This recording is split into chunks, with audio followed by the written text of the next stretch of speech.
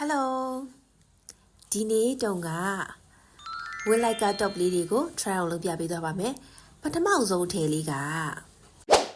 ဒီတော့ပလေးကလေလူကြီးလူငယ်မြင်မှုလို့ရတဲ့ပုံလေးဆိုတော့တုန်းက Maris ကအရှိလေးနဲ့ style လေးလုပ်ပြပေးထားပါတယ်ရိုးရိုးလေးနဲ့တောင်းတတဖြစ်တဲ့ဝေးရအရန်အဆင်ပြေတော့တော်တော်လေးသဘောကျသူ့ရဲ့အသားလေးကလေအိပြီးတော့အေးနေတာပဲ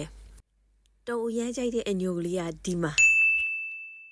တုံလေးအဲ့ဒီအိမ်လေးကိုအရန်ကြိုက်တယ်တုံးရဲ့ခါရှိလေးပေါ်ပြီးတော့လေခန္ဓာကိုယ်လေးကတွယ်လေးဖြစ်သွားလို့ခံစားရတယ်ပေါ့နော်အဲ့ခါလေးက V အချွန်တစ်စောင်းလေးလောက်ထားတော့တော်တော်လေးသဘောကျတယ်ရေမက်ကလေးဆိုလို့ရှိရင်တော့ဂိတ်ဆုံးရှုပ်ပြီးဝတ်ထားပေါ့နော်အဲ့လောက်မရှုပ်မဲနဲ့နည်းနည်းလေးကျိုးလေးကိုလျှော့ပြီးတော့လေဝတ်လို့ရသေးတယ်တုံးအဲ့ဒါလေးကိုအရန်ကြိုက်တာပဲအသားလေးလည်းအရန်ကောင်းတယ်နောက်ထပ်တစ်ထည်လေးကိုကြည့်မယ်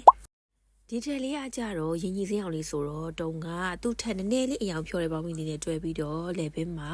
ဒီခေါ်ချက်လေးစီးပြီးတော့မှ style လေးလုပ်ထားပါတယ်ဒီပုံစံလေးကလည်းတက်တောင့်တက်တာနဲ့ပေါ့ပေါ့ပွားဖြစ်တဲ့ပုံစံလေးမို့လို့တုံအရန်ကြိုက်တယ်အဓိကတုံအကြိုက်ဆုံးက with like က top လေးတွေကဈေးအရန်တန်ပြီးတော့ရတဲ့ quality ကလေအရန်ကောင်းနေရပါတော့သူကလက်လီတစ်ထည်စည်းကို6000ကျော်လေးပဲပေးရပြီးတော့လက်ကားယူမယ်ဆိုရင်3000ကျော်လေးနဲ့ရတာဆိုတော့အရန်ကိုမှတန်နေရှင်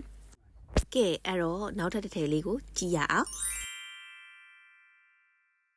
ဒီထည်လေးကလည်းလေအရန်ကိုမှလှတယ်တကူလုံးဝချက်ရက်ကတ်နေရပဲပေါ့နော်သူကလေအော့ရှိုတာလေးဝတ်ထားပေမဲ့လို့လက်မောင်းလေးကိုလက်မြောက်လိုက်ရင်လည်းပြန်ပြီးတင်သွားတာမျိုးလုံးဝမရှိဘူးကတ်တင်တော်တော်လေးမိုက်တယ်နောက်တစ်ခုတုံရမ်းကြိုက်တာကကြတော့သူကရင်ဘတ်ပေါ့နော်ရင်ဘတ်ကလုံးဝ high မနေဘူးလုံးဝစီစီကက်ကက်ကလေးဖြစ်နေအဲ့ဒါလေးကိုတုံတော်တော်လေးသဘောကျပါတယ်အဲ့တော့နောက်ဆုံးထည်လေးကိုကြည့်ရအောင်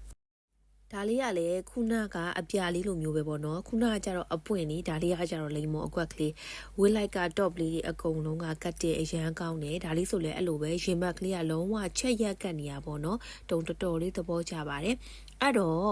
လက်လီဝယ်ခြင်းတဲ့သူတွေဆိုလို့ရှိရင်လည်း6000ကျော်လေးပဲမို့လို့ဝစ်ရတာတန်တယ်ဝစ်ပျော်တယ်အထည်များများဝတ်လို့ရရပေါ့နော်လက်ကားသမားတွေဆိုလို့ရှိရင်လည်းအရင်နည်းနည်းလေးနဲ့တင်အထည်များများကိုစပြီးတော့